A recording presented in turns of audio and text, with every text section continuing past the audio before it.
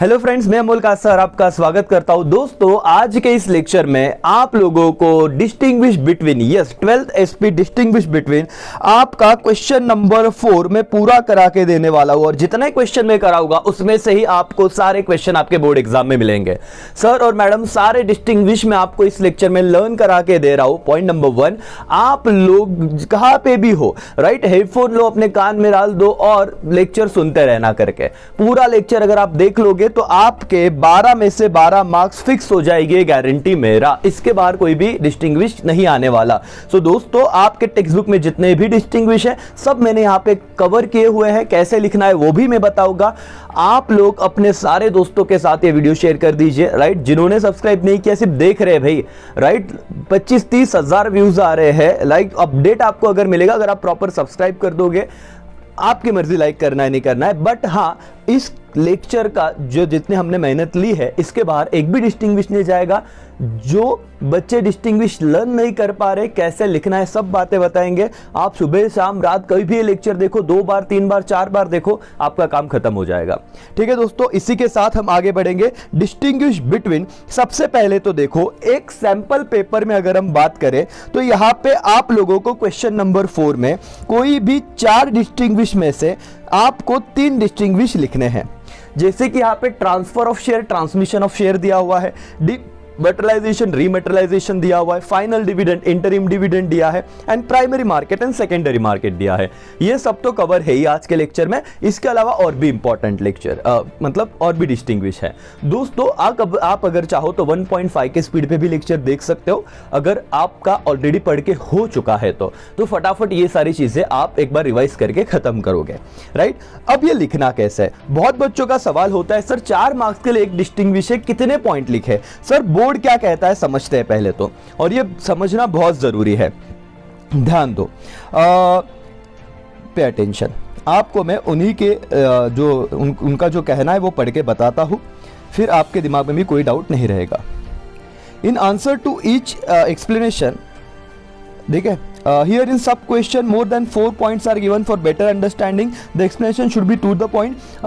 Give suitable subtitle to each point of distinction. Avoid writing unnecessary detail. तो sir हमको क्या करना है, देखो in question number 4 sub question 4 sub question of 4 marks each will be asked. Student have to answer only 3. However, we have given answer of all 4 question. मतलब उन्होंने दिए। In the answer to each sub question, student are expressed to write at least 4 point of distinguish with brief explanation. तो sir आपको सिर्फ 4 point ही लिखने हैं, लेकिन उन्होंने क्या किया है सर, ज्यादा एक्सप्लेनेशन के लिए, मतलब ज्यादा एटलीस्ट बच्चों को अंडरस्टैंडिंग हो तो 10, 12, 15 पॉइंट भी देके रखे। तो सबके सब पॉइंट लिखने हैं क्या? नहीं सर, बिल्कुल ऐसे नहीं करना है। आप 6, 7, 8 पॉइंट अगर याद आ रहे बिल्कुल लिखिए, लेकिन कैसे लिखना है पॉइंट, मीनिंग लिखा, मीनिंग को प्रॉपर एक्सप्लेन किया। आपको मेन हेडिंग भी देना है, When it is done main heading लिखा, उसका एक्सप्लेनेशन दिया। Nature of action main heading दिया, उसका एक्सप्लेनेशन दिया। पार्टीज इन्वॉल्व मेन हेडिंग दिया, उसका एक्सप्लेनेशन दिया। तो अब आप लोगों को इस तरह से प्रेजेंट करना है सारी चीजें। समझ में आ रहा है? अब हम आ जाते हैं हमारे पीडीएफ पे, जिस पे मैंने सारे क्वेश्चन निकाल के रखे हुए हैं। सर और मैम, ये पीडीएफ आपको अपने चैनल पे मिल जाएगी टेलीग्राम, जिस पे लिंक दिया हुआ है डिस्क्रिप्शन बॉक्स में। अब आपका पूरा का पूरा ध्यान लेक्चर पे होना चाहिए, बाकी सारे डिस्ट्रैक्शन हटा दीजिए। अब आपका पहला क्वेश्चन चैप्टर नंबर 1 में से एक ही डिस्टिंग्विश है और वही आने के पूरे चांसेस है। सर क्या, और ये डिस्टिंग्विश अब तक बहुत सारे एग्जाम में आ गया है, 2017 में, 2016 में, 2015 में, 2014 में, और चांसेस है कि इस बार भी आए। क्या है? Fix capital versus working capital. समझते हैं, ध्यान दो। पहला पॉइंट आप लिखोगे meaning. What do you mean by fix capital? Fix capital refers to any kind of physical asset that is a fixed asset, whereas working capital refers to the sum of what current asset। खत्म sir. तो fix capital में fix asset आएंगे, current आपका working capital में current asset आएंगे, बात खत्म। Sir point number 1 meaning, फटाफट मैं 2 3 4 बार बताऊंगा आप लोगों को। आई होप बहुत सारे बच्चों ने पहला डिस्टिंग्विश कर भी लिया होगा, लेकिन मैं आपको 12 चैप्टर के जितने भी डिस्टिंग्विश है सब बताने वाला हूं, तो पेशेंस के साथ आप लोग बने रहिए और जुड़े रहिए और लर्न कीजिए। सर पॉइंट नंबर 1 बोलो, चलो। Fix capital versus working capital. Meaning क्या है? Fix capital refers to any kind of physical capital that is fix asset. Working capital refers to which asset? Current asset. खत्म। Point number 2 nature क्या है sir? It stay in the business almost permanently. Sorry permanently ये word underline करो। And working capital is circulating capital, it's keeps changing. तो आपको ये वाला point देखो, डिस्टिंग्विश तो हो गया सर। नेचर में क्या? फिक्स कैपिटल परमानेंट होता है, वर्किंग कैपिटल सर्कुलेटिंग होता है। I repeat, fix capital permanent होता है, वर्किंग कैपिटल सर्कुलेटिंग होता है। अगर ये ऑब्जेक्टिव में आया तो भी काम हो गया। सर दो point meaning and nature. Meaning में क्या था? Fix capital physical asset, working capital current asset. Sir nature में क्या था? परमानेंट क्या है? Fix capital. सर्कुलेटिंग क्या है sir? Working capital. Third point is purpose. Purpose क्या है? Fix capital invested in fix asset such as land, building, equipment, etc. Whereas working capital is invested in short term asset underline such as cash, account receivable, inventory। तो ये सारे वो accounts के नाम है balance sheet में जो current asset में जाते हैं। और फिक्स एसेट में लैंड, बिल्डिंग, फर्नीचर, ये फिक्स एसेट के आपको एग्जांपल दे दिए। तो पर्पस तो यहाँ पे बता दिया क्या है sir? Fix capital invested in the fix asset, whereas working capital invested in what? Short term asset. और वहां पे आपको उन दोनों का क्या दे दिया? एग्जाम्पल भी दे दिए मालिक। 3 पॉइंट हुए, मीनिंग हुआ, नेचर हुआ, पर्पस हुआ। जाते 4th पॉइंट पे, source. Fixed capital funding can came from issuing shares, debenture, bonds, long term loans, etc. 4 बातें याद रखो। सर सोर्स क्या है? कहां से पैसा आएगा? सर फिक्स कैपिटल आप लोगों का आएगा इशू करके shares, debenture, long term bond, loans, ये सब बातें। वेयरएज वर्किंग कैपिटल आप आ सकता है can be funded with short term loan, deposit, trade credit, etcetera. तो मालिक जिसने सेकेंड चैप्टर किया उसको वर्ड भी समझ रहे होगे, लेकिन अगर आप 4th पॉइंट लिखोगे सोर्स, देखो बहुत सारे बच्चे पूछते सर आम्ही हेडिंग नहीं लिहिलं तर चालेल क्या? मार्क्स पूरे नहीं मिलेंगे, आपको हेडर लिखना ही है। इसीलिए पहले 4 पॉइंट तो प्रॉपर समझिए, प्रॉपर लर्न कीजिए, उसके बाद आपको जो दिल चाहे वो करो, लेकिन पहले 4-5 पॉइंट तो जितने उन्होंने कहे सटीक तरीके से लिखिएगा। Sir fix capital, working capital, source में क्या लिखेंगे? Fix capital came from the issuing shares, debenture, bonds जो लॉन्ग टर्म है, राइट। और आपका working capital short term asset issue करके आपको मिलेगा। ऑब्जेक्टिव ऑफ इन्वेस्टर क्या रहेगा? इन्वेस्टर फिक्स कैपिटल में, right, investor invest money in fix capital hopping make future profit, underline future profit, ये वर्ड आना चाहिए। Whereas in working capital investor investment in working capital for immediate return. तो sir future profit, long term profit के लिए कौन सा रहेगा? Fix capital. Working capital में क्या चाहिए? इमीडिएट प्रॉफिट चाहिए। अगेन ट्रू और फॉल्स में भी आपको ये काम में आएगा logic. Sir objective of investor हो गया। नाउ रिस्क की बात देखते हैं। Investment in fix capital involve more risk and investment in working capital involve less risk. तो सर मोर रिस्की क्या है? Fix capital. लेस रिस्की क्या है सर? Working capital. तो मालिक देखो वापस मैं रिवाइज करा रहा हूं मेरे साथ। आई होप जो पहली बार भी ये लेक्चर देख रहा है 12 में से 12 मार्क्स उसके डन होने चाहिए। Fix capital versus working capital main heading में रिवाइज करा रहा हूं। पहले लिखोगे मीनिंग, फिजिकल एसेट, और वहां पे करंट एसेट। दूसरा पॉइंट लिखोगे nature, almost fix asset permanently होता है। वर्किंग कैपिटल आपका होता है क्या? सर्कुलेटिंग, मतलब कीप्स चेंजिंग, बदलते रहता है। पर्पस के पॉइंट में क्या लिखोगे? एग्जाम्पल, बैलेंस शीट याद करने का, फिक्स एसेट, लैंड, बिल्डिंग, ये जो है, राइट, तो वो वहां पे आप एग्जाम्पल के तौर पे लिखिए। और पर्पस यहां पे वर्किंग कैपिटल में आप कैश, उसके बाद रिसीवेबल, ये सारी बातें लिख सकते हो। Source, sir shares, debenture issue करके फिक्स कैपिटल आएगा। सोर्स में वहां पे हम लिखोगे शॉर्ट टर्म लोन दिया, राइट, उसके बाद डिपॉजिट्स दिया, वगैरह वगैरह। ऑब्जेक्टिव, फ्यूचर प्रॉफिट मिलेगा फिक्स कैपिटल में, वर्किंग कैपिटल में क्या मिलेगा? Immediate profit. रिस्क यहां पे फिक्स कैपिटल में ज्यादा है, वर्किंग कैपिटल में कम है। सर 4 में से 4 कितने पॉइंट थे? 6। अगर आप 6 के 6 पॉइंट लिख पाओगे, आपको fix capital versus working capital 1 point done हो गया और आपको सारे के सारे मार्क्स मिले। क्या करना है, 2-3 बार रिवाइज करना है। आई होप आप प्रॉपर इस लेक्चर को, इस पॉइंट को, इस ऑब्जेक्ट, इस डिस्टिंग्विश को आपने समझा रहेगा। मालिक, दूसरा इंपॉर्टेंट डिस्टिंग्विश जो हर बच्चे को आता है और जिसके आने की प्रोबेबिलिटी बहुत ही ज्यादा है, और अगर आप ये पॉइंट कर रहे हो तो इनडायरेक्टली आपके बहुत सारे छोटे छोटे कंसेप्ट क्लियर हो रहे हैं। ओके, और आपका जो डीमटेरियलाइजेशन, रीमटेरियलाइजेशन है, प्राइमरी मार्केट, सेकेंडरी मार्केट है, वो भी होगा, लेकिन लास्ट तक लेक्चर देखना पड़ेगा। Okay sir, shares versus debenture distinguish. पहला point as usual meaning. Shares मतलब क्या?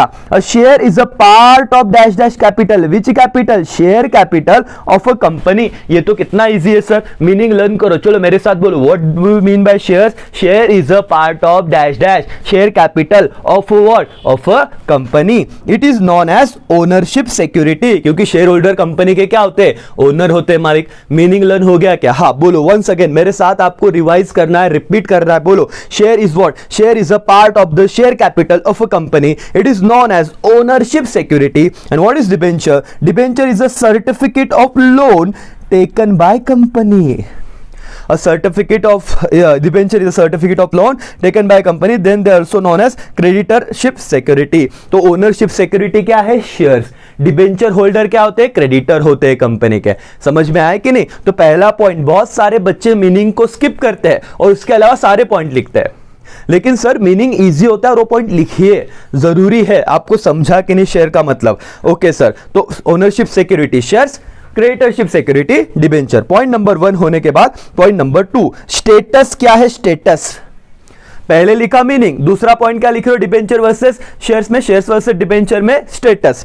The holder of the share are the owner of the company, therefore share capital is known as dash dash capital। अगर आप बहुत सारे बच्चों के objectives learn नहीं हो रहे हैं तो इस लेक्चर में आपके ऑब्जेक्टिव्स लर्निंग का भी काम खत्म हो जाएगा। सर क्या? Share holder of share is the owner of the company, therefore share capital is own capital, and holder of the debenture is creditor of the company, and debenture capital is loan capital or borrowed capital। तो मालिक share ये कौन क्या होता है? Own capital, और debenture को मैं किसमें क्लासिफाई करूंगा? बोरोड कैपिटल में। दूसरा पॉइंट हो गया स्टेटस का, एवरीबॉडी समझा आपको। Now third point again is nature. It is permanent capital, underline. Shares क्या होता है? Permanent capital. It is not repaid during the life time of the company. Equity share की बात होगी। It is a debenture, it is a temporary capital, generally it is repaid after a specific period. जैसे कि redemption of debenture आपने account पे भी किया रहेगा, 10 साल के बाद, स्पेसिफिक टाइम के बाद डिबेंचर होल्डर को पैसा क्या देना पड़ता है? रीपे करना पड़ता है, उसको उसका पैसा देना पड़ता है। तो नेचर में शेयर में आएगा it is a permanent capital, debenture में आएगा it is what? Temporary capital. Voting right किससे होता है? आप तो देख लोगे कि शेयर होल्डर को वोटिंग राइट होता है, डिबेंचर को वोटिंग राइट नहीं होता, लेकिन लैंग्वेज कैसे लिखना है ध्यान दो। Share holder being owner enjoy normal voting right in general meeting, they participate in the management of the company. चलो मैं समझा देता हूं, ये पॉइंट भी लिखते आना चाहिए। 12 में से 12 मार्क्स, 20 तो आप लाई दोगे, 32 मार्क्स खत्म हो गए। ध्यान दो, share holder being the owner enjoy normal voting right in general meeting. Which meeting? General meeting. They participate in the management of the company. And debenture holder being creditor do not have any voting right. Proper language देखो, बहुत सारे बच्चे होते sir आम्हाला ते लिहिता येईल का? डेफिनेटली लिखता आएगा। Debenture holder being the creditor do not have what? Voting right. They can not participate in the management of the company. So share holder can participate in the management, debenture holder can not participate in the management. ये चौथा point आप extra point भी बना सकते हो। एक voting right का लिखो, शेयर होल्डर वोट कर सकते, डिबेंचर होल्डर वोट नहीं कर सकते। एक मैनेजमेंट में पार्टिसिपेशन का पॉइंट बना दो कि शेयर होल्डर पार्टिसिपेट कर सकते, डिबेंचर होल्डर नहीं कर सकते। Return on investment, sir return on share is called dividend. Important point है, ये तो सब किसी को आएगा, right. Return on debenture is called interest. तो ये 2 पॉइंट भी आपने इतना लिखा तो भी चलेगा कि शेयर होल्डर पे जो रिटर्न मिलता है उसे डिविडेंड कहते हैं। शेयर्स पे जो रिटर्न मिलता है उसे डिविडेंड कहा जाता है, डिबेंचर्स पे जो रिटर्न मिलता है उसे इंटरेस्ट कहा जाता है। नाउ आगे पढ़ते हैं। Dividend equity share holder receive dividend at fluctuating rate whereas preference share holder receive at the fix rate. ये तो मैंने आपको रेगुलर लेक्चर में भी बताया था, लेकिन जिन्होंने कोई लेक्चर अटेंड नहीं किया ध्यान दो, इक्विटी शेयर होल्डर को हम लोग जो भी डिविडेंड देते हैं उनका रेट क्या होता है, फ्लक्चुएटिंग होता है। मतलब प्रॉफिट हुआ तो मिलेगा, नहीं हुआ तो नहीं भी मिलेगा। लेकिन प्रेफरेंस शेयर होल्डर को डिविडेंड फिक्स रेट से दिया जाता है। यहां तक समझा? हाँ सर। वैसे ही यहां पे अगर मैं दूसरा पॉइंट बताऊं तो अब जो इंटरेस्ट देना है डिबेंचर होल्डर पे वो it is paid fix at the time of issue. Interest is paid even when the company has no profit. भले कंपनी को प्रॉफिट हो या ना हो, इससे डिबेंचर होल्डर को कुछ लेना देना नहीं, उनको इंटरेस्ट चाहिए मतलब चाहिए। हो सकता है शेयर्स के केस में हम क्यूमुलेटिव जमा करके बाद में दे, और अगर क्यूमुलेटिव नहीं है तो लैप्स हो जाए, अगर प्रॉफिट नहीं है तो डिविडेंड प्रॉफिट है तो मिलता है, इंटरेस्ट प्रॉफिट हो या लॉस हो इंटरेस्ट देना ही पड़ेगा। क्या रिटर्न ऑन इन्वेस्टमेंट में आपको इतना तो भी समझा क्या कि शेयर होल्डर को मिलता है डिविडेंड, इक्विटी पे डिविडेंड फ्लक्चुएटिंग होता है, प्रेफरेंस पे डिविडेंड फिक्स होता है, डिबेंचर होल्डर को मिलता है इंटरेस्ट, और इंटरेस्ट फिक्स रेट से देना ही पड़ता है भले प्रॉफिट हो या लॉस हो। Security. Share capital is unsecured capital. No security is offered to the shareholder. Underline करना, अगर वापस ऑब्जेक्टिव आया तो आपको रटना नहीं है।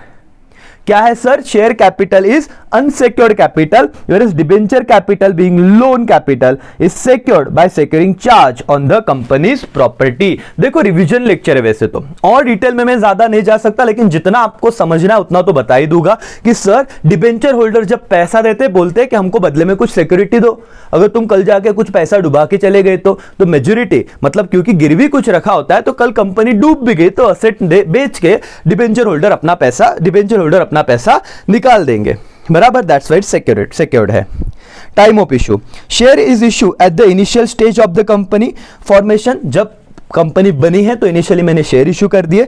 Debenture issue at the later stage when the company has properties to offer the क्या सिक्योरिटीज। सर ऐसे भी 7 पॉइंट हो गए, हमको लिखने कितने 4 मार्क्स के लिए एटलीस्ट 5 एक पॉइंट तो भी लिखेंगे, लेकिन इस केस में ज्यादा 10 पॉइंट है तो आपको 6-7 पॉइंट तो भी लिखने चाहिए। suitability, shares are suitable for long term finance and debenture are suitable for medium term finance। तो suitability में एक बार ये पॉइंट कवर कर लेना। टाइप्स, यस सर, शेयर्स के 2 टाइप्स है, तो इसमें देखो आपका और एक क्वेश्चन रिवाइज हो रहा है, हेडिंग्स रिवाइज हो रहे हैं। Shares are classified into what, equity share and preference share, whereas debenture are classified into registered debenture, bearer debenture, secured debenture, unsecured debenture. 4 तो हो गए, secured, unsecured, registered, bearer, redeemable, irredeemable, convertible, non convertible. Sir अगर बताना ही है तो registered debenture क्या होते हैं कि जो होल्डर होता है उनको ही, जिसका नाम है उसको ही मिलेगा, राइट। बेरर डिबेंचर जो भी कूपन लेके जाएगा उसे इंटरेस्ट मिलेगा। सिक्योर्ड जिसके अगेंस्ट कोई सिक्योरिटी रखी है, अनसिक्योर्ड जिसके अगेंस्ट कोई सिक्योरिटी नहीं रखी है, रिडीमेबल जो कुछ पर्टिकुलर साल बाद पैसे देने पड़ते हैं, इरिडीमेबल लाइफ टाइम नहीं, कंपनी जब लिक्विडेट होगी तब मिलेगा।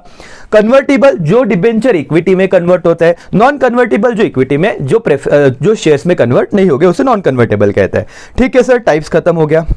पोजीशन ऑन लिक्विडेशन, अगर कंपनी बंद हो रही है, चलो ये पॉइंट तो बहुत बच्चे ने छोड़ भी चुके होंगे, एटलीस्ट एक बार समझ लेते हैं कि क्या पॉइंट था। पोजीशन ऑन लिक्विडेशन, लिक्विडेशन मतलब क्या, जब कंपनी डिसॉल्व हो गई, कंपनी बंद हो गई, कंपनी लिक्विडेट हो गई, सारा सामान अब बेच देंगे हम लोग, देखते हैं तब क्या है। On liquidation company of a company share holder rank last in the list of Clement. Clement मतलब क्या सर, शेयर होल्डर का कुछ पैसा रहेगा कि नहीं रहेगा, वो कंपनी से मांगेंगे कि नहीं मांगेंगे, लेकिन वो लाइन जब बनेगी ना लोगों की, मांगने वालों की, तो उसमें सबसे लास्ट में कौन रहेंगे, share holder. Compare to debenture की बात चल रही है, whereas debenture holder being creditor rank prior to share holder for what, repayment of the on the liquidation of company. लेकिन डिबेंचर होल्डर का नंबर क्या आएगा, कंपेरेटिवली फर्स्ट आएगा, राइट। और उसको देने के बाद पैसा बचता है तो फिर preference share holder and then after equity share holder. लेकिन हम सिर्फ यहाँ पे शेयर्स और डिबेंचर की बात कर रहे हैं। तो पोजीशन ऑन लिक्विडेशन, ये पॉइंट आप आराम से लिख सकते हो दोस्तों, कि इस केस में जब भी कंपनी लिक्विडेट होगी तो प्रायोरिटी लास्ट में दी जाएगी शेयर होल्डर को, और डिबेंचर होल्डर को प्रायोरिटी फर्स्ट दी जाएगी कंपेयर टू आपका शेयर होल्डर। ओके मालिक, तो शेयर्स और डिबेंचर का हो गया लर्न। डेफिनेट आपने एक पॉइंट वापस में बता देता हूँ। चलो ऐसे भी आई होप आप 1.5 की स्पीड पे देख रहे होगे तो फटाफट आप आपका हो जाएगा सब चीज़। देखो सबसे पहले क्या था मीनिंग में हमने देखा क्या कि it is known as ownership security और डिबेंचर क्रेडिटरशिप सिक्योरिटी वाला। फिर दूसरा पॉइंट था status, own capital, borrowed capital. Nature में permanent, share is a permanent capital, debenture is a temporary capital. Voting right, share holder को voting right है, management में participate कर सकते हैं। डिबेंचर होल्डर को वोटिंग राइट नहीं है, मैनेजमेंट में पार्टिसिपेट नहीं कर सकता। देखो इतना फास्ट में क्यों बता पा रहा हूं, यही मैं अगर स्टार्टिंग में बताता ना लेक्चर आपको समझता ही नहीं। तो फटाफट है कि पहले आप डिटेल में समझो और फिर मैं एकदम फास्ट जैसे रिवीजन करते वैसे ही बताऊंगा। ओके, रिटर्न ऑन इन्वेस्टमेंट क्या है सर, शेयर होल्डर को डिविडेंड मिलता है। यहां पे डिबेंचर पे क्या होगा, इंटरेस्ट मिलेगा। Securities, share capital is unsecured capital, debenture is a secured capital. Time of issue, share initial stage पे, ये फाइनल मतलब लेटर स्टेज पे। सुटेबिलिटी, लॉन्ग टर्म फाइनेंस के लिए शेयर होगा, मीडियम टर्म के लिए डिबेंचर होगा। टाइप सर इक्विटी प्रेफरेंस, यहां पे secured, unsecured, convertible, non convertible, redeemable, irredeemable, registered bearer, इतना। And last point position on liquidation, priority किसको दी जाएगी, डिबेंचर होल्डर को, बाद में किसे मिलेगा, शेयर होल्डर को। दैट्स इट, खत्म सर। तो ये पॉइंट भी मेरा रिवाइज हो गया।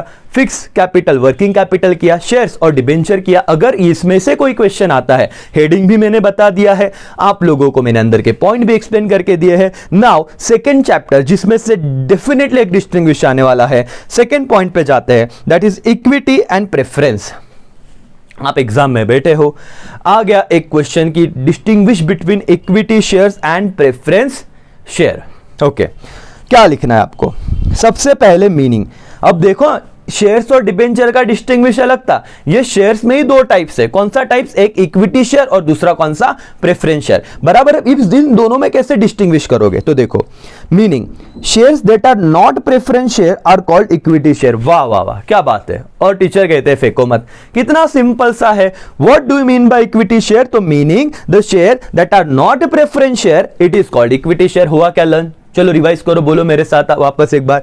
Shares that are not preference share are what, are called equity shares. This shares do not have preferential right for payment of dividend and repayment of capital. Do not have preferential right मतलब क्या sir, कि जब भी चीजों का बंटवारा होगा, जब लिक्विडेशन के वक्त पैसे दिए जाएंगे, तो इक्विटी शेयर होल्डर को सबसे लास्ट प्रेफरेंस दिया जाता है। और एज ए नेम क्या, प्रेफरेंस वालों को इक्विटी वालों से पहले प्रेफरेंस दिया जाता है। इसलिए उन्होंने कहा कि ऐसे कि प्रेफरेंशियल राइट उनको नहीं मिलता, किसको, इक्विटी वालों को। ओके सर, मीनिंग समझा। अब हम जाते हैं preference. Preference share are share that carry preferential right of the payment, जैसे उनको डिविडेंड भी पहले दिया जाएगा और रीपेमेंट ऑफ कैपिटल, और जब कंपनी लिक्विडेट होगी तो पैसा भी उनको पहले दिया जाएगा। अब मीनिंग को फटाफट रिवाइज करते ताकि आपके दिमाग में सेट हो जाए। मीनिंग सर, शेयर कौन से कैपिटल को इक्विटी शेयर्स कहते हैं, जो प्रेफरेंस शेयर नहीं है और इनको प्रेफरेंशियल राइट भी नहीं होता, डिविडेंड और रीपेमेंट ऑफ कैपिटल। लेकिन प्रेफरेंस शेयर मतलब क्या, preference share are share that carry preferential right, दो, एक डिविडेंड में और दूसरा रीपेमेंट ऑफ कैपिटल में। पहला मीनिंग का पॉइंट ही थोड़ा कॉम्प्लिकेटेड जाता है बच्चों को, इसके आगे वाले पॉइंट तो सब सेम होते हैं, ईजी होते हैं। Rate of dividend, proper heading बीच में लिखो। अब एक्सप्लेनेशन दो इक्विटी शेयर में।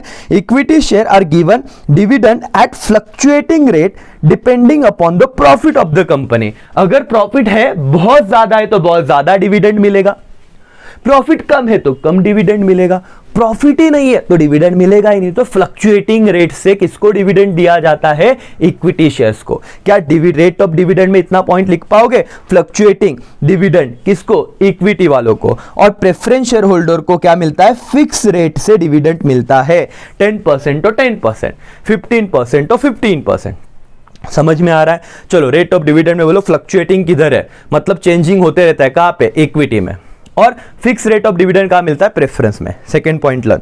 ओके, वोटिंग राइट, चलो equity share holder enjoy normal voting right, they participate in the management of their company, whereas preference shareholder do not enjoy normal voting right and they can vote only on the matter affecting their interest। तो sir equity वाले इतना risk लेते हैं, बराबर, fluctuating rate of dividend है, कभी मिलता है कभी नहीं मिलता है, इतना सारा पॉइंट, मतलब इतना रिस्क लिया है, तो इसको वोटिंग राइट भी नॉर्मल रहता है, जो प्रेफरेंस शेयर होल्डर को नॉर्मल वोटिंग राइट नहीं है। अगर उसके इंटरेस्ट को इफेक्ट हो रहा है तो ये वोटिंग राइट उसको आता है करके। Return on capital, equity capital can not be return during the life time of the company, मतलब वो जब कंपनी लिक्विडेट होगा तो ही उनका पैसा उनको रिपे किया जाएगा। Whereas a company can issue which share redeemable preference share, ये आपने टाइप्स ऑफ प्रेफरेंस शेयर में किया रहेगा। आई रिपीट दोस्तों, और 2-3 पॉइंट है, ध्यान दो। 4 तो पॉइंट हो गए आपके, 4 मार्क्स का क्वेश्चन है तो इतना तो लिखते आना चाहिए। रिटर्न ऑन कैपिटल में शेयर इक्विटी कैपिटल का रिफंड हम कब करते, रिपे कब करते, जब कंपनी एंड होती है। वेयरएज प्रेफरेंस शेयर हम क्या कर सकते हैं, रिडीमेबल प्रेफरेंस शेयर इशू कर सकते हैं which can be repaid during the life of the company. समझ में आया, तो बीच में उसका पैसा हमको रिपेड कर सकते हैं करके। नेचर ऑफ कैपिटल, ये वाला पॉइंट इजी है, सबने लिखना ही चाहिए, लर्न करना ही चाहिए। इक्विटी और प्रेफरेंस के केस में equity capital is known as risk capital, whereas preference capital is known as safe capital. ये तो सबको लिख के आएगा। चलो बोलो मेरे साथ, एक पॉइंट लर्न हो गया सर, 4 मार्क्स में से 1 मार्क्स तो मिल ही जाएगा। Nature of capital, equity capital is known as risk capital, whereas preference capital is known as safe capital with stable return. Yes sir. Nature of investor, क्या nature होगा इक्विटी में जो इन्वेस्ट करते हैं, the investor who are ready to take risk invest in equity share and the investor who are cautious about the safety of their investment invest in preference shares. Yes sir. तो जो investment risk taker है वो equity में invest करेगा, और जो cautious है, जो रिस्क लेना नहीं चाहता, किसका नेचर है दोस्तों, इन्वेस्टर का। लर्न करो पॉइंट, इन्वेस्टर का नेचर, जो इन्वेस्ट कर रहा है, जो रिस्क टेकर है वो कहां पे करेगा, इक्विटी में। जो कॉशियस है, रिस्क लेना नहीं चाहता, वो कहां पे इन्वेस्ट करेगा, प्रेफरेंस शेयर में। तो एक पॉइंट वापस हो गया sir, risk nature of investor, risk taker जाएगा इक्विटी, जो कॉशियस हो जाएगा प्रेफरेंस में। फेस वैल्यू, ये तो लर्न होना ही चाहिए, हर किसी ने ये पॉइंट लिखना ही चाहिए। The face value of equity share is generally 1 or 10, it is relatively low, and the face value of preference share is relatively higher, that is 100 and so on. तो 100 के मल्टीपल में प्रेफरेंस का face value होगा और equity share value का equity share का value generally face value लो होता है, that is 1 rupees to 10 rupees के बीच में। राइट एंड बोनस, किसको राइट एंड बोनस इश्यू होता है, ये पॉइंट भी देख लो, क्योंकि बहुत बच्चे यही डिस्टिंग्विश को छोड़ रहे, I don't know why. Equity share holder is entitled to get bonus and right issue, whereas preference shareholder are not eligible for bonus and right issue। Sir true और फॉल्स में अगर आया, देखो एक पॉइंट तो मैंने लर्न करवा के दिया, राइट एंड बोनस किसे मिलेगा, ट्रू और फॉल्स में पूछ रहा हूं क्या। देखो preference share holder are entitle for bonus and right issue, true और फॉल्स। सर क्वेश्चन रिपीट करो ना, preference share holder are entitle to what, receive bonus and right issue. False, क्यों सर, क्लियरली है ना, preference share holder are not eligible for what, bonus and right issue, whereas equity share holder eligible for what, bonus and right issue के लिए वो eligible है, उनको मिलता है, प्रेफरेंस वालों को नहीं मिलता। इक्विटी वालों को बोनस एंड राइट मिलता है, प्रेफरेंस वालों को नहीं मिलता। इक्विटी वालों को बोनस एंड राइट मिलता है, इक्विटी वालों को they are not eligible for bonus and right issue. 8वां पॉइंट डन हो गया। राइट सर, लिखने कितने हैं, 5-6 पॉइंट लिखने हैं मिनिमम आपको, अगर सब याद रह गए तो बहुत अच्छी बात है। Capital appreciation, market value of equity share increase with the prosperity of company, it lead to increase in the value of share। Regular lecture में मैंने समझाया है कि यहाँ पे कैपिटल एप्रिसिएशन होता है। Market value of preference share does not fluctuate, so it is not possibility of capital appreciation. तो ये पॉइंट ऑलरेडी आप 5-6 पॉइंट लर्न कर चुके हो, तो इसमें आप कैपिटल एप्रिसिएशन हेडिंग वहां पे लिखना, और capital appreciation possible in equity share and not happen in what, not possible of capital appreciation in preference share, इतना भी लिख दिया तो भी चलेगा। सर रिस्क का पॉइंट है, risk equity share are subject to higher risk and preference share subject to less risk. खत्म, क्योंकि इक्विटी वालों को कभी डिविडेंड मिलता है, कभी ज्यादा मिलता है, कभी कम मिलता है, कभी नहीं मिलता है, प्रेफरेंस वालों को तो मिलता ही मिलता है। तो इवन आपने इतना भी लिखा कि रिस्क में इक्विटी शेयर को हायर रिस्क रहता है, प्रेफरेंस शेयर होल्डर को लेस रिस्क रहता है। और टाइप्स आप वापस लिख सकते हो, नॉर्मल वोटिंग राइट और equity share with differential voting right. तो ये वापस आपके रिवीजन हो रहे मेन क्वेश्चन के हेडिंग्स, समझ में आया। आपका एक क्वेश्चन है what are the types of preference share, तो इसमें ये वाले टाइप्स आप लिख सकते हो, क्यूमुलेटिव एंड नॉन क्यूमुलेटिव। इसको मैं छोटा ब्रीफ में एक्सप्लेन करूं क्या। हाँ, क्यूमुलेटिव मतलब सर जिस पे डिविडेंड आज अगर नहीं दिया, इस साल अगर नहीं दिया, तो अगले साल इस साल का ही मिलेगा और अगले साल का भी मिलेगा। अच्छा, इस साल भी नहीं दिया, अगले साल भी नहीं मिला, और थर्ड ईयर में तो इस 2 साल का भी क्यूमुलेट होगा और थर्ड ईयर का, ऐसे 3 साल का मिलेगा, that is a cumulative. Non cumulative मतलब एक साल अगर डिविडेंड नहीं मिला तो लैप्स हो जाएगा, अगले हिसाब से अगले साल का मिलेगा। आई होप आपका रिवीजन हो गया। Convertible preference share, non convertible preference share, जो प्रेफरेंस शेयर इक्विटी में कन्वर्ट हो गए, उस इक्विटी शेयर्स में कन्वर्ट हो गए, उसे कन्वर्टेबल प्रेफरेंस शेयर कहते हैं। जो प्रेफरेंस शेयर इक्विटी में नहीं कन्वर्ट हो गए, उससे क्या कहते हैं? Non convertible preference share. Redeemable preference share और इररिडीमेबल प्रेफरेंस शेयर, ये तो बता दिया। और participating preference share, non participating preference share, that's it मालिक, खत्म। एवरीवन, क्या दूसरा डिस्टिंग्विश भी लर्न हो गया क्या? हाँ, फटाफट सर इसका एकदम फास्ट वाला रिवीजन करो ना, जैसे मैंने करवाना चाहिए था इस लेक्चर में, लेकिन वैसे करवाता तो बस फिर तो हो ही जाता। चलो फटाफट देख लेते हैं मेन, और यही पॉइंट बहुत इंपॉर्टेंट है इस लेक्चर का। Okay, equity share, preference share, meaning में क्या होता है sir? The share which is not preferential is it called equity share। और preferential मतलब जिसको preferential दिया जाता है, किस में? डिविडेंड में और रीपेमेंट ऑफ कैपिटल के वक्त। रेट ऑफ डिविडेंड कहां पे फ्लक्चुएटिंग है? इक्विटी में। कहां पे फिक्स है? इसमें, प्रेफरेंस में। Return on capital, sir equity capital can not be return during the, मतलब उसको रीपे नहीं किया जाएगा। और इसको कब रीपे किया जाएगा? सर रिडीमेबल है तो वो कभी भी रीपे कर सकते हैं। Nature of capital, risk capital है इक्विटी, सेफ कैपिटल है प्रेफरेंस। नेचर ऑफ इन्वेस्टर, जो रिस्क टेकर है वो यहां पे इन्वेस्ट करेंगे, जो रिस्क टेकर नहीं है वहां पे इन्वेस्ट करेंगे। फेस वैल्यू 1 to 10 इक्विटी, 100 के मल्टीपल में प्रेफरेंस। बोनस, इक्विटी वालों को बोनस और राइट शेयर मिलता है, प्रेफरेंस वालों को नहीं मिलता। कैपिटल एप्रिसिएशन, इक्विटी शेयर में कैपिटल एप्रिसिएशन होता है, प्रेफरेंस में नहीं होता। रिस्क, यहां पे हायर रिस्क है इक्विटी में, प्रेफरेंस में लो रिस्क है। और टाइप्स तो ऑलरेडी मैंने बता दिए, दैट्स इट, खत्म। सर 3 डिस्टिंग्विश किए, मालिक सब करा के दूंगा। देखो मैं बहुत डिटेल में जा रहा हूं और आपके लिए ही मेहनत चल रही है। होप सो आपको समझ रहा हो, पूरे ध्यान से इस चीज को देख रहे हो, सुन रहे हो जब टाइम मिल रहा है। 12 में से 12 मार्क्स आने ही चाहिए और इससे ज्यादा मैं कुछ नहीं कर सकता, राइट? यस।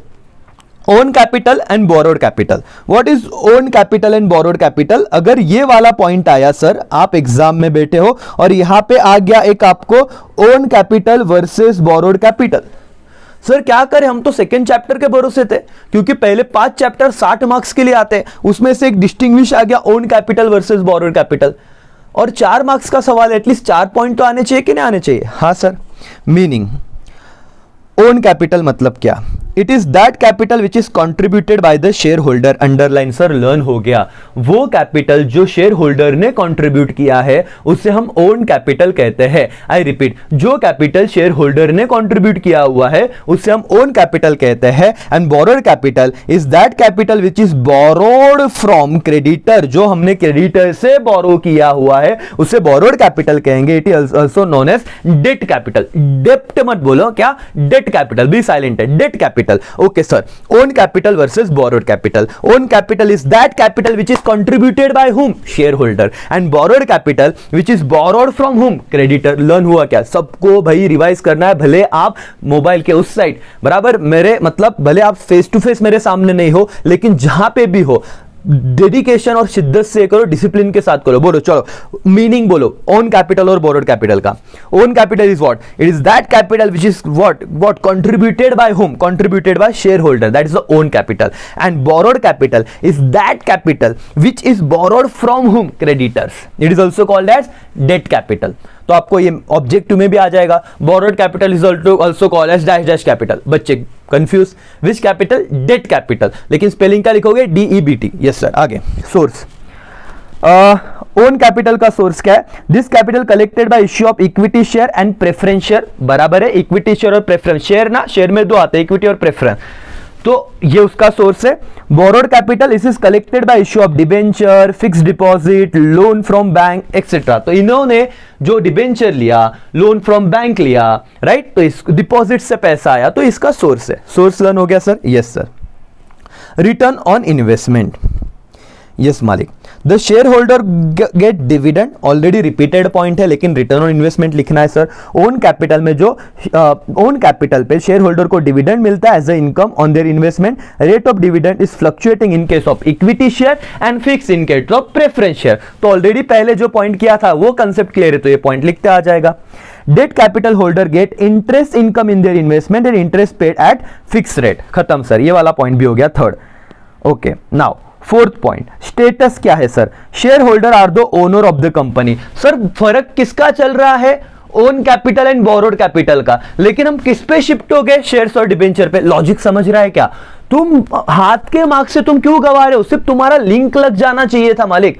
समझ में आ रहा है क्या? Share holder are owner of the company and status जो बोरोर कैपिटल है, जो डेट होल्डर है, यहां पे देखो डिबेंचर होल्डर नहीं दिखा, क्या लिखा? Debt holder. इसमें सब आ जाएगा, जो डिपॉजिटर हो गए, डिबेंचर हो गए, बॉन्ड्स हो गए, सब। डेट होल्डर क्या होते हैं? क्रेडिटर होते हैं कंपनी के। तो यहां पे बच्चा गलती करता है, वो क्या लिखता है? Share holder of the owner, बराबर, लेकिन वहां पे ना डिबेंचर लिख दिया, गलत। क्या बोला? Debt holder. बोलो क्या? डेट होल्डर, स्पेलिंग लिखो। तो स्टेटस में याद रखना, इसमें सब इंक्लूड हो जाएगा, आपका डिबेंचर, डिपॉजिटर, सब सब सब। Okay, voting right. जो ओन कैपिटल है, प्रेफरेंस शेयर, क्या उनको वोटिंग राइट है? हाँ सर, प्रेफरेंस इक्विटी वालों को। Equity share holder enjoy normal voting right at the general meeting, whereas debt capital जो क्रेडिटर है do not enjoy voting right. खत्म सर। कितने पॉइंट हो गए? 5। लिखने कितने थे? 4। क्या सर 4 ही लिखे क्या? बिल्कुल नहीं, आप जितने पॉइंट दिए ज्यादा से ज्यादा लिख सकते हो लिखो, लेकिन वर्स्ट टू वर्स्ट सिनारियो, ऐसा बच्चा है जिसको बोलते हैं ना डूबते को तिनके का सहारा, उसको तो 4 पॉइंट भी आगे तो बहुत अच्छी बात है, लेकिन जो बहुत होशियार बच्चे भी ये लेक्चर देख रहे हैं, आप सबका सारे के सारे पॉइंट लिखने का ट्राई कीजिए। Repayment of capital, the share holder do not enjoy priority over the creditor. Yes sir, पहले किसको प्रायोरिटी दिया जाएगा? क्रेडिटर्स को। उनको पहले पैसा मिलेगा, बाद में किसको मिलेगा? ओन कैपिटल मतलब शेयर होल्डर को। They are eligible for repayment of capital only after making payment to creditor at the time of winding up of the company. And repayment of capital, अगर मैं क्रेडिटर की बात करूं, borrowed capital की बात करूं, the creditor get priority over the share holder in case of return of amount at the time of winding up, मतलब जब कंपनी बंद होता है तब।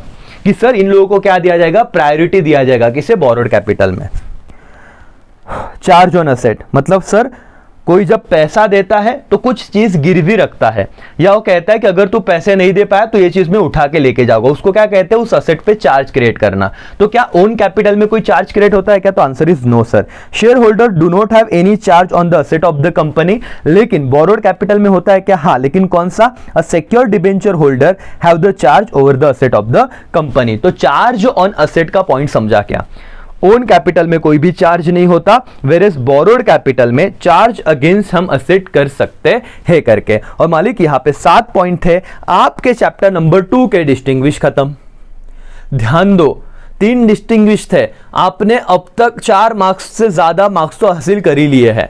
समझ में आ रहा है क्या एवरीबॉडी? Yes sir. तो आपको इसके बीच में टेंशन लेना नहीं है, लेकिन हाँ, अगर आप लोगों को नसीब अगर खराब रहा और इनमें से डिस्टिंग्विश नहीं पूछा तो क्या? भले अब अगर डिस्टिंग्विश नहीं पूछा, लेकिन आपने ये लेक्चर देखा तो बहुत सारे बेसिक कंसेप्ट तो भी आपके क्लियर हो गए सर। लेकिन आएगा ही आएगा, मतलब सारा लेक्चर और पूरा लेक्चर देखिए तो आपको 4 के 4 डिस्टिंग्विश मिलेंगे। आप आधा आधा लेक्चर देखोगे, बोलेंगे सर आम्ही पहिल्या 2 चॅप्टर्सच बघितलं नहीं। अगर हमें इतना मेहनत ले रहा हूं आप लोगों के लिए, तो आप लोगों ने अपने लिए खुद थोड़ी तो मेहनत लेनी ही चाहिए। Yes sir, no? Yes sir, और हो जाएगा, बिल्कुल भी टेंशन मत लो। Now sir, next important distinguish, जिसमें मैंने अपने चैनल पे, टेलीग्राम चैनल पे एक एमसीक्यूज भी डाला था और बहुत बच्चों ने वो गलत आंसर दिया था। ध्यान दो सर, आप ब्रेक ले सकते हो, हाँ, क्योंकि मैं तो मुझे पढ़ाना ही पड़ेगा, मेरे और भी बहुत सारी बैचेस है। बट आप लोगों को लगता है थोड़ा पॉज ले लो, पानी वानी पी लो और वापस देखना चालू करो पूरे कंसंट्रेशन के साथ। डिस्टिंग्विश ये वाला point. Okay, initial public offer versus further public offer, जिसे आईपीओ और एफपीओ के नाम से जाना जाता है। इनिशियल पब्लिक ऑफर मतलब क्या? बहुत धीरे से शांति से पढ़ा होगा, समझ लो।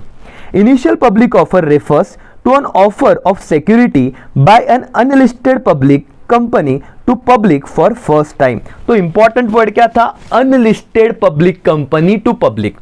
IPO, I repeat, IPO refers to offer of security by कौन सा company? Underline unlisted public company। To which company? To public, sorry, to public। public को issue करता है first time। Whereas further public offer क्या है? Further public offer means offer of security by whom listed public company to public to what? Resell subsequent capital। तो sir meaning, चलो meaning बोलो। Initial public offer कौन किसको देता है? Unlisted company to public first time. और FPO में क्या है sir? Listed public company to public. Okay sir. Type of issuer company, IPO, initial public offer issued by the unlisted public company, whereas further public offer issued by the listed public company। Learn हो गए, 2 point समझे। देखो 4 तो minimum कर रहे हैं, आगे सब करेंगे, लेकिन आईपीओ और एफपीओ में अब बाउंसर नहीं जाना चाहिए। IPO unlisted public company to public, meaning में भी वही लिखा। और सेकंड पॉइंट हमने क्या बता दिया, टाइप्स ऑफ इश्यूअर कंपनी, उसमें भी वही लिखा कि ये वाला जो आईपीओ है unlisted public company, and FPO क्या, listed public company. When issue, कब इशू किया जाता है IPO? It is usually issued by existing company which want to raise capital from the public for first time, underline करो first time. And FPO क्या है, it is usually issued by listed public company when it's want to raise further capital from the public। First time अगर करना है तो IPO, further अगर वापस आगे और कुछ पैसा चाहिए तो FPO. Order of issue, IPO preceded FPO. IPO is the first time sale of share of the public company, मतलब वो उससे पहले होता है, बिफोर एफपीओ आईपीओ होता है, और FPO always done after IPO. कितना सिंपल था, ऑर्डर ऑफ इशू सर पहले आईपीओ इशू होता फिर एफपीओ इशू होता, पहले पॉइंट में। यहां पे क्या लिखेंगे एफपीओ में, FPO always done after IPO. FPO is the second and subsequent sale of the share to the public. खत्म हो गया मालिक, लर्न पॉइंट क्या, issue of share, right, sorry order of issue. ऑर्डर ऑफ इशू में पहले क्या रहेगा, IPO, but of this initial public offer, पहले आईपीओ रहेगा फिर आएगा एफपीओ। और उधर क्या लिखोगे, एफपीओ ऑलवेज इशू आफ्टर क्या, आईपीओ। खत्म आपका एक point. Listing, company get listed after issuing IPO, that's why वो लिस्टेड हो जाता है। And company making FPO already listed company. Risk, risk क्या है सर, रिस्क में लिखोगे it is very risky for the investor as it can not predict the company's performance. And कौन, IPO risky होता है, but FPO it is less risky for the investor as he has an idea of the company's past performance and can judge its future performance। क्योंकि FPO तक उसे पता हो गया होता है। देखो रेगुलर लेक्चर में इन डिटेल बताया मैंने तो, लेकिन अब रिवाइज करा रहा हूं, फास्ट में बता रहा हूं, आपका भी टाइम नहीं वेस्ट होना चाहिए, लेकिन समझना चाहिए तो याद रहेगा। क्या होता है कि आईपीओ इनिशियल, बर्गर किंग का आईपीओ आया था अभी, बर्गर किंग का जब आईपीओ आया था तो मालिक पता नहीं था वो क्या परफॉर्म करेंगे, लेकिन उसने बहुत अच्छा रिटर्न दिया। लेकिन रिस्क था ना, रिटर्न दिया, लेकिन नहीं तो उल्टा भी लग जाता, हो सकता है लॉस भी हो। लेकिन एफपीओ क्या है कि ऑलरेडी पता है कंपनी क्या परफॉर्म कर रही, कैसे परफॉर्म कर रही, तो उसमें ज्यादा रिस्क नहीं रहता, राइट। तो कितने पॉइंट थे मालिक, 6 पॉइंट। चलो फटाफट वापस रिवाइज करें, लर्न करें, यस सर। चलो बोलो, टेंशन नहीं रखने का कुछ भी। IPO versus FPO. आईपीओ क्या sir, unlisted public company public को देगी, मीनिंग में ये लिस्टेड पब्लिक कंपनी पब्लिक को इशू करेंगे। Okay, types of issuer company में सर अनलिस्टेड पब्लिक कंपनी होती है और एफपीओ में लिस्टेड पब्लिक कंपनी होती है। When issue sir first time IPO होता है, सेकेंड टाइम ऑनवर्ड एफपीओ होता है। Order of issue sir IPO पहले होगा, एफपीओ बाद में होगा। और यहां पे क्या लिखेंगे, FPO issue after the IPO. Listing sir, company एक बार आईपीओ इशू करने के बाद लिस्टेड होती है, और यहां पे लिस्टेड कंपनी क्या कर सकते हैं, एफपीओ इशू कर सकती है। रिस्क सर, यहां पे आईपीओ में ज्यादा रिस्क है, एफपीओ में कम रिस्क है, खत्म। लेकिन देखो कितना इजीली हुआ, लेकिन पहले समझना पड़ा, राइट सर। ओके मालिक, महाराष्ट्र के हर बच्चे तक वीडियो पहुंचाने का काम आपको करना है, राइट। और मेरी यही दुआ है कि हर बच्चा जिसने क्लासेस नहीं भी लगाए या जो भी है, हर किसी को बेनिफिट होना चाहिए और हर किसी को अच्छे मार्क्स मिलने चाहिए करके। सर सेकंड पॉइंट, और टेंशन मत लो, थर्ड चैप्टर के बाद 4, 5, 6, 7, 8 में से कोई डिस्टिंग्विश है ही नहीं। 4, 5, 6, 7, 8 में से कोई डिस्टिंग्विश है ही नहीं, 5 चैप्टर में से। फिर आगे के चैप्टर में से डिस्टिंग्विश चालू होते हैं, और इन्हीं में से आपको आने वाले हैं।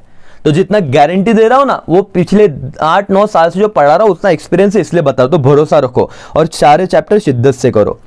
Fix price issue method versus book building method. बहुत सारे बच्चे इस पॉइंट को छोड़ रहे हैं, आई नो, और बहुत ही शांति से मैं ये पॉइंट कराने वाला हूं। भले मुझे सेकेंड पार्ट 2 इसका रिकॉर्ड करना पड़ा तो भी चलेगा, लेकिन पार्ट 1 में मैं इतने ही आपको बताऊंगा डिस्टिंग्विश, और पार्ट 2 में आधे बाकी के बता दूंगा करके, ध्यान दो।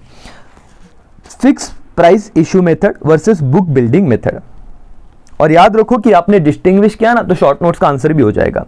Meaning, under this method, which method, fix price, the issue price of shares is mentioned in the prospectus and investor have to buy share at that price only। Sir prospectus issue होता है, prospectus मतलब क्या, advertisement जैसा कि हमारी ये company इतने इतने शेयर इशू करने वाली है, इसका इतने डिविडेंड मिलेगा वगैरह वगैरह सारी बातें दी रहती है। तो वापस मीनिंग क्या है, under fix price method issue price of share is mentioned in the prospectus, an investor have to buy share at that price only जो prospectus में दी हुई है, जैसे कि 100 रुपया तो 100 रुपया। समझ में आया? बुक बिल्डिंग समझते हैं। Under this method, the issue price is determined by bidding process. The investor are given a price band and are asked price at a price which are within a band. This way, company arrives at a price at which it will sell its share. तो sir क्या होता है? आपने देखा ना, bidding होता है, मतलब कोई एक ज्यादा प्राइस लगाता है, कम प्राइस, मतलब एक हायर और लोअर प्राइस दे दिया जाता है, राइट? आपने पढ़ा होगा और रेगुलर बैच में पढ़ाया था। तो उस प्राइस के बीच में उसको बिडिंग करना है, और जितना मेजॉरिटी लोग बिडिंग करेंगे, जो मैक्सिमम जो मेन प्राइस आएगा उस पे उसे क्या कर दिएगा? सेल कर दिया जाएगा। तो बेसिक फर्क क्या है? फिक्स प्राइस कहां पे होता है? आईपीओ में। बाइडिंग कहां पे होता है? बिडिंग इसमें। कहां पे? बुक बिल्डिंग में। Price of the share. The exact price of share is known in advance and the mention in the prospectus. But obviously देखो, अपने आप सेकेंड पॉइंट लर्न हो जाएगा अगर मीनिंग समझा तो, कि सर पहले यहां पे फिक्स हेडिंग देखो, फिक्स प्राइस इशू मेथड में पहले से एडवांस में प्राइस पता होता है। बुक बिल्डिंग मेथड में देखते हैं, the price of share is not known in advance. Sir इतना लिखता है क्या? कहां पे प्राइस एडवांस में नोन होता है? फिक्स प्राइस में। कहां पे एडवांस में प्राइस नोन नहीं होता है? सर बुक बिल्डिंग में। Only the minimum price and maximum price at which the company is willing to sell the share is known in the advance. तो क्या मिनिमम और क्या मैक्सिमम, ये जो एक लिमिट लगा के दिया है वही पता होता है बुक बिल्डिंग में। तो प्रोस्पेक्टस ध्यान दो, फिक्स प्राइस में company has to issue prospectus and it contain the detail of the price at which share are offered and total number of share are offered by the company. Company को इसमें fix price method में prospectus issue करना पड़ता है, उसमें share का जो price है वो देना पड़ता है एंड सारी डिटेल। लेकिन बुक बिल्डिंग में company issue red hiring prospectus, underline करो। एमसीक्यूज आए तो 1 मार्क्स भी आपका हो जाएगा। दोस्तों बहुत इंपॉर्टेंट सेशंस है, आपके डिस्टिंग्विश के साथ ऑब्जेक्टिव्स भी हो रहे हैं। चलो फिक्स प्राइस मेथड में नॉर्मल प्रोस्पेक्टस, लेकिन बुक बिल्डिंग मेथड में क्या? Red hiring prospectus is contain only the price band eight which total number of share offered by the company. मतलब लोअर और अपर लिमिट और लोअर लिमिट, उतना price दिया रहता है, उसको उसमें उस रेंज में लोगों को क्या करना होता है? बाइडिंग करना पड़ता है। और इसको क्या कहते हैं? Red herring prospectus. ये के मालिक प्रोस्पेक्टस को कहां पे? नॉर्मल प्रोस्पेक्टस यहां पे, रेड हेरिंग प्रोस्पेक्टस वहां पे। Dimension of the demand, determination of the demand. Company comes to know the public demand for its share only after the closure of issue. एक बार इशू क्लोज हो गया, आपने normal जो दोस्तों कंपनी अकाउंट में सम किए ना, वैसे होता है कि मैंने इश्यू तो किया, देखो ओवर सब्सक्रिप्शन अंडर सब्सक्रिप्शन समझता है, एक बार क्लोज होने के बाद समझता है कि भाई मेरे शेयर सब्सक्राइब हुए, कितने हुए, क्या हुए करके, ओवर सब्सक्राइब हुए कि अंडर सब्सक्राइब हुए, क्लोजर के बाद समझता है। बट इस मेथड में क्या है? Company can no the public demand for the share every day, क्योंकि लोग क्या करते हैं? रोज अपना बाइडिंग कर रहे हैं। The bids are register in the books every day till the closure of the issue. ठीक है।